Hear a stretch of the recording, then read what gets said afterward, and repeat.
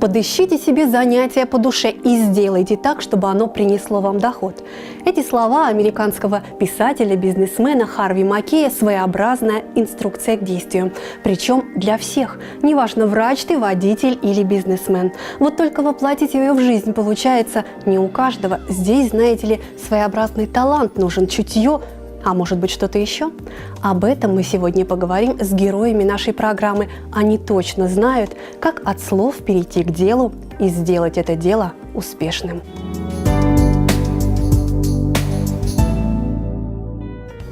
Сегодня январский вечер у камина мы проведем с семьей прокопьевского предпринимателя, лауреата городской премии «Человек года-2016» Александра Мунирова. Здравствуйте. Здравствуйте. Надеюсь, что наше сегодняшнее общение будет и нам с вами приятно, и нашим телезрителям. Александр, знакомьте нас с прекрасными дамами. Это моя жена Юлия Сергеевна, это моя дочь Лиза. Очень приятно. Большое спасибо, что вы пришли к нам сегодня на программу. Наверное, первый вопрос, который я хотела бы задать, и вообще с чего начиналось? Как появилась на свет семья Мунировых? Мы оба родом из детства, а детство у нас прошло в Прокопьевске. То есть и Юлия, и у меня. Первый раз мы увиделись на секции настольного тенниса. Я тогда был уже человеком достаточно солидным, я пришел из армии, а Юлия Сергеевна была еще школьницей. Я обратил на нее внимание, не знаю, как Юлия Сергеевна. Сейчас Юлия Сергеевна расскажет, обратила или нет. Поэтому потом мы встретились на свадьбе наших друзей и там разговорились, познакомились, пообщались. Ну и в дальнейшем стали встречаться и создали в дальнейшем семью. Юль, ну а вы помните эту первую встречу на теннисе? Да, я помню. Мне тогда было еще 16 лет. Я на таких взрослых мальчиков даже внимания еще не обращала, поэтому как-то далеко все это было. Вы его увидели? Да, видеть я его, ничего конечно, там себе не запланировали? Нет, не запланировала. А Александр такую себе галочку поставил, да? Да, я поставил. Юль, расскажите, помните, как Александр ухаживал, как сделал предложение? Как ухаживал?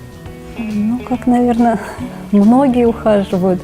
Ну, внимание, цветы, шампанское. Я училась в Новосибирске, когда вот мы стали встречаться. Уже на 3-м курсе. Приезжал ко мне в Новосибирск. Интересно, как-то куда-то ходили, в кино, в театр. Интересно проводили. Привозил картошку от ее родителей. Да. Студенчество, голодное время, да? Да, тогда как раз было голодное время, 90-е годы. Сколько лет вы уже вместе? В этом году у нас был 20-летний юбилей. За 20 лет наверняка и чего только не было, и радости, и горести, да? А вот уже когда бизнес создавали, вы уже в браке были, да? Или вы начинающий бизнесмен были, когда Юле сделали предложение? Я был начинающий бизнесмен, но тогда это была эпоха коммерческого романтизма. Тогда, собственно говоря, не было никакого вокруг форматного бизнеса, все только начиналось. То есть, и, собственно говоря, можно было, имея только одну голую инициативу на руках, зарабатывать какие-то деньги. Это не были какие-то там миллионы, деньги на то, чтобы прожить, на то, чтобы там снять квартиру, хватало. Юлю устраивало, что, ну вот опять же такое Но тогда в таком понятие. молодом возрасте не задумываешься о том, что ждет там в будущем как-то. Чувствами, да, все-таки Да, решаешь, да, конечно. не сердцем. Да. Вообще, мне кажется, что жена предпринимателя – это такая сродни жены декабриста, что это, ну, могут быть разные перемены в жизни, да, и нужно быть готовым к этим переменам. Вот как вы помогали, Юль, супругу? Ну, и я скажу. Да, действительно, то есть, будучи женой предпринимателя, нужно быть либо самой самодостаточной женщиной, то есть иметь свое какое-то дело в жизни, либо быть вовлеченным в бизнес. То есть так как у нас Юлия имеет высшее образование, и она имеет некоторые математические способности, она просто взяла на себя оперативный учет бизнеса. И поэтому вот до сей поры она этим занимается. Это, ну, конечно, помогает. То есть общее дело стало общим делом. Это общее дело. Ну, я думаю, что это от жены предпринимателя весомая поддержка, но не единственная поддержка, да? Ну, возможно, да. Как поддерживаете супруга? Ой, вообще? морально поддерживаем, потому что моральная поддержка очень нужна. Вот, кстати, Да, моральная поддержка плюс критика, это тоже как бы иногда помогает. критикует, да? Ну, Бывает. собственно, бывает. да, почему бы нет. Друг Александра- друга критикуем. Да? Друг друга Конечно, критикуете, а конечно. прислушиваетесь к взаимной критике, да? Ну, конечно, да. То есть, если эта критика не продиктована какими-то сиюминутными эмоциями, да, то если ты понимаешь, что эта критика справедливая, конечно, ты к ней прислушиваешься. Вообще, знаете, вот, на мой взгляд, бизнес это даже не работа, а какой-то стиль жизни, да. Хотя со стороны кажется, ну, быть бизнесменом это круто, сам себе хозяин, я не знаю, раздавай приказы подчиненным, получая прибыль вот для обывателя. На самом-то деле это все по-другому. Вот изнутри жизнь предпринимателя, она какая? Изнутри жизнь предпринимателя, ну, достаточно сложная вещь, это самому себя мотивировать. То есть обычный человек, он как бы имеет над собой несколько уровней начальства, да, которые его контролируют и которые его стимулируют к работе. Да. Ты должен сам себя контролировать и уметь сделать так, чтобы ты сам с собой не договорился. Плохо, когда тебя мотивируют какие-то негативные вещи, там, пожары, наводнения. Да, если ты мотивируешь себя сам и в нужное время, то, как правило, все получается. Александр, это должно быть, вот, ну, так скажем, талант от рождения это должно быть? Или это как-то можно приобрести? Вот такую предпринимательскую жилку, да, вот такое умение работать над собой? Есть какая-то такая английская поговорка, каждый день говори себе, что ты министр, и ты станешь министром, да? То есть, собственно говоря, это любое качество в себе можно воспитать и выработать.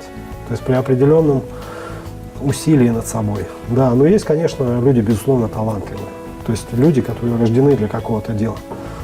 Это большое счастье, когда ты занимаешься тем, что тебе даровано свыше, судьбой. Да, но гарантии судьба не дает. То есть иногда надо просто попадать в ту струю, которая сейчас актуальна. Удача своеобразная, да? Да. А вы как считаете, вам свыше даровано вот это благодать Божья, которая вам помогает по жизни? Я считаю, что у меня есть те качества, которые предпринимателю нужны. То есть, да, я умею с людьми договариваться, я умею с людьми общаться, я умею людей слушать. Бизнес – это такое рисковое дело. Вот Александр Да, рисковый очень человек. рисковое дело, и тут нужно какое-то чутье. Но вот и у меня, допустим, такого чутья нет. Мгм. Но я думаю, что у Саши есть оно. То есть Понятие. были ситуации, когда приходилось или пан, или пропал, да, рисковать, да. и, слава богу, все получалось. Но я этих ситуаций, если честно, вот таких, когда рисковать приходится практически всем и ставить все на карту, я не припомню. Все-таки принцип бизнеса – это не складывать все яйца в одну корзину. То есть всегда есть какие-то варианты, должны быть какие-то варианты, которые предусматривают неудачу в каком-то одном проекте, ну, а в других проектах ты можешь отыграться. Да, был у меня такой эпизод в жизни, я сейчас вот буквально припоминаю, да, когда я просто подкидывал монету. Даже так было? Да, То есть на волю судьбы рассчитывали, Да, да? это было при разделе бизнеса с партнером, да, мы подкидывали монету и, собственно говоря, положились на судьбу. После этого я этот метод отверг. Юлия, ну вот Александр сейчас уже понятно, как руководитель, замечательный руководитель. А вот в семье как у вас обязанности распределяются? Кто ведущий, кто ведомый в семье? В семье он тоже руководитель. То есть последнее слово всегда за Александром. Ну да, какие-то такие серьезные вопросы, да. Ну, какие-то по мелочам, то здесь могут быть разные. Александр, ну совсем к жене не прислушиваетесь? Нет, почему? Я часто советуюсь. Мне всегда нужно выслушать какое-то стороннее мнение. Я больше склонен к демократическому принципу управления. Я не исповедую какой-то авторитарный стиль. То есть я всегда выслушиваю тех, кто работает рядом со мной, и тех, кто... Я в этом нуждаюсь, вот скажу честно. А вот часто приходится, я понимаю, что у вас, наверное, все смешалось, и работа, и семья. в семье о работе часто разговариваете? Или все, работа – это работа, а семья – это семья? Вы знаете, я за собой заметил такую особенность. Если я считаю, что я выкладываюсь на работе, то я дома о работе даже не вспоминаю. Если я чувствую, что я на работе что-то не доделал, не доработал, то у меня тогда я приношу работу домой, в своей голове. То есть иногда мы, конечно, разговариваем о работе. По-всякому. Но, в принципе, домой работу лучше не носить. Дом – это дом, а работа – это работа. Работайте на работе эффективно, работайте с самоотдачей, а дома просто отдыхайте. Тогда и результат будет лучше, получается. Да, потому что человеку нужно отдыхать.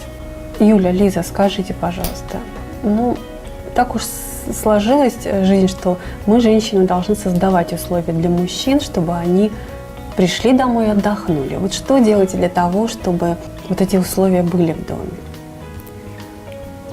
Стараешься, чтобы было дома чисто, убрано, чтобы было что покушать. Конечно, безусловно. Уборка. Помогаешь? Да, конечно. Тем более родители на работе. Папа вот строг в этом плане. Знаете, есть мужчины, которые вот прям очень щепетильны в чистоте в доме и кастрюлям полным, или и всеядный, и не очень требовательный? Нет, у нас Саша не требовательный и всеядный, это точно. Что есть, то и поедим.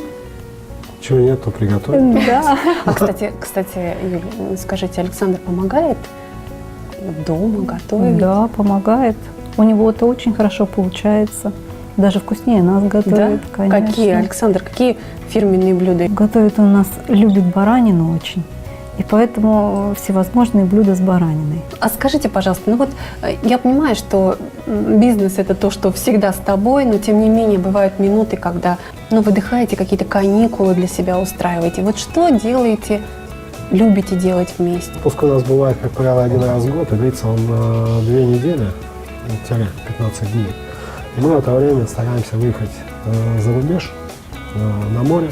На отдыхе мы плаваем, гуляем, и занимаемся такими пляжными видами спорта. Катаемся на лодке и прочее. Ну а зимой? Зимой я могу считать себя адептом горнолыжного спорта. То есть после того, как у меня не стало возможности заниматься футболом, я выбрал для себя горнолыжный спорт. Я в институте начал заниматься футболом, и до примерно лет 35 на любительском уровне играл. Сейчас нет такой возможности. И вот летом это плавание, зимой это горнолыжный спорт. Юлия, Лиза, вы катаетесь на лыжах? Тоже катаемся, да. Нравится, но мы не в таком объеме, как Саша катается. Саша Ас, да? Я так понимаю? Да, да. И он каждые выходные. А И что вы вот мы туда? в 4 года поставили на лыжи. Да? Лиза, Да. с 4 лет на лыжах? Ну, ты, Да. наверное, тоже гоняешь сейчас уже, да? Лиза достаточно хорошо под моим чутким руководством научилась кататься, но, к сожалению, я бы, допустим, хотел чаще ее видеть на горе. Но из-за того, что сейчас у школьников очень большая нагрузка, поэтому приходится выбирать либо отдых, либо учеба, либо оценки. Да, вот, кстати, о нагрузке. Лиз, ты и в детстве, я не знаю, сейчас ты занимаешься, нет, фигурным катанием, правильно? Да. Занималась? Да, сейчас уже нет. Я занималась 6 лет фигурным катанием. Занималась по 2-му спортивному разряду. Но я так понимаю, что сейчас ты тоже не скучаешь. И занимаешься точно так же и спортом, да? И расскажи еще и английский параллельно, а еще ты круглоотличница? Я сейчас хожу на баскетбол. 2-й год, не так уж и долго, но тем не менее наша команда занимает места на городских соревнованиях. Я занимаюсь английским языком. Мне он очень нравится. С 1 класса Да. занимается. С 1 класса, даже в детском саду я ходила на английский язык. Лиз, а с профессией вот какие-то уже есть у тебя такие наметочки? Я еще пока что не решила, кем я хочу стать, но и мне бы хотелось стать врачом, я считаю. Мне нравится помогать людям. А мысли остаться в семейном бизнесе? Не было такой? Нет, я считаю, что бизнес – это немного не мое. Юль, вот так между нами девочками раскройте секрет. Уезжает Александр на выходные на 3 дня кататься на лыжах. А чем Юля занимается? Что любит Юля делать? Во-первых, мы идем гуляем обязательно на улице. С Лизой, да? Да, с Лизой гуляем. Покатаемся на коньках, вот сходим зимой обязательно. То в снежинку, сейчас каток залили. Потому что я тоже в детстве каталась на коньках. Мне это нравится. И в воскресенье у нас день посвящен практически весь урокам. Наверное, новогодние каникулы все-таки все вот так немножко дела отложили, учеба тут каникулы. Новогодние каникулы всегда только до 4 числа у нас. 4 мы уже выходим на работу. То есть у вас очень такие короткие, Да, да, очень новогодние короткие. каникулы. Расскажите тогда про Новый год. Как вы встречаете Новый год? Есть ли у вас какие-то новогодние традиции?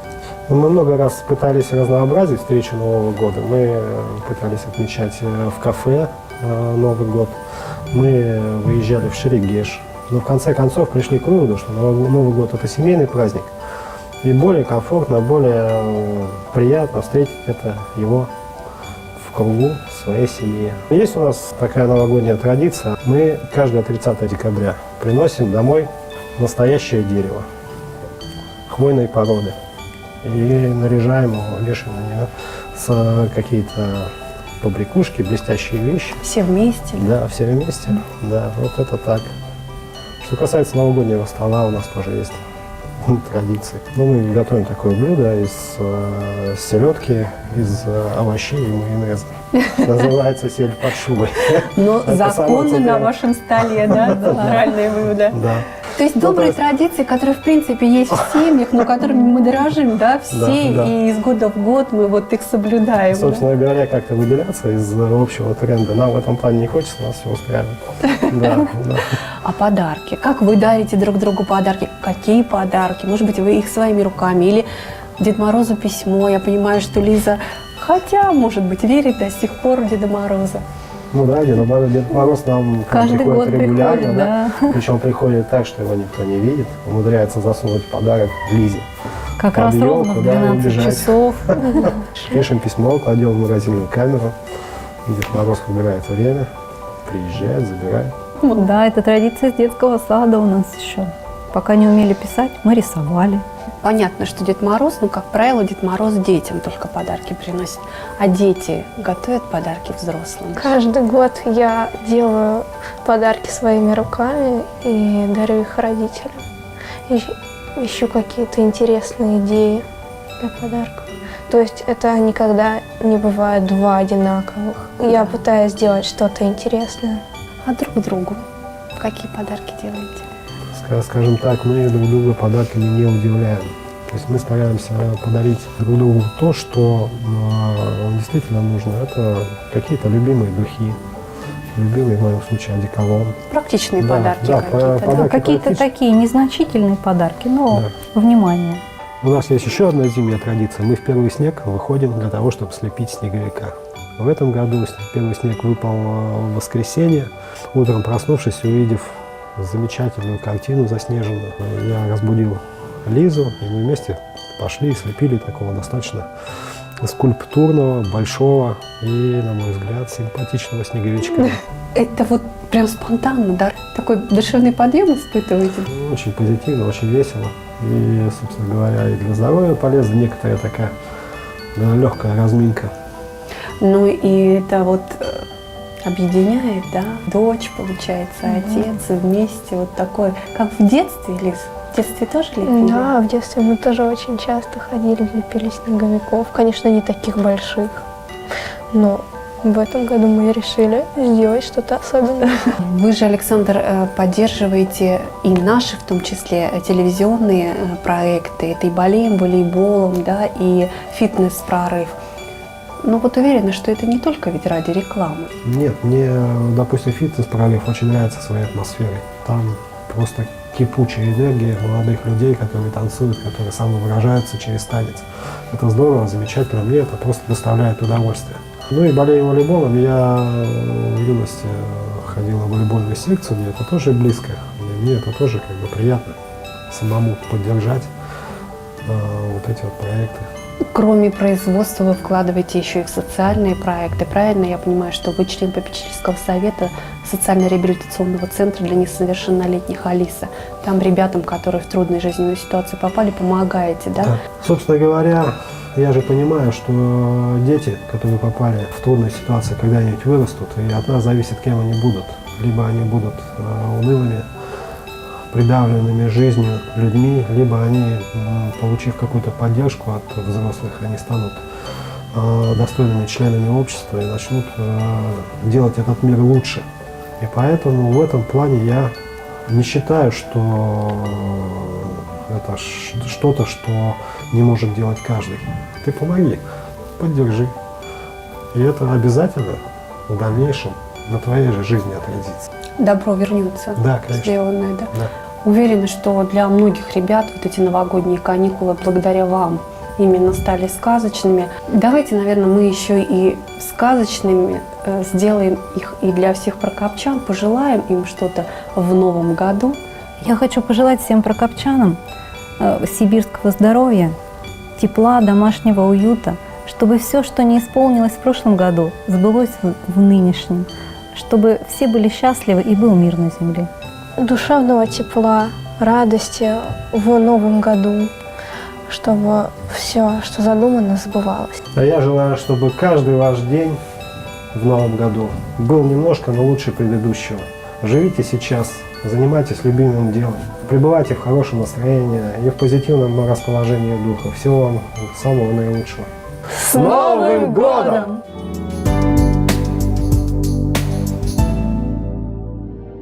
Говорят, все идеи витают в воздухе, и чтобы их уловить, достаточно посмотреть на проблему под другим углом или решить ее необычным способом. Не справляетесь в одиночку, зовите на помощь семью. Вместе мечта становится ближе, а вечер уютнее и теплее. До встречи у камина!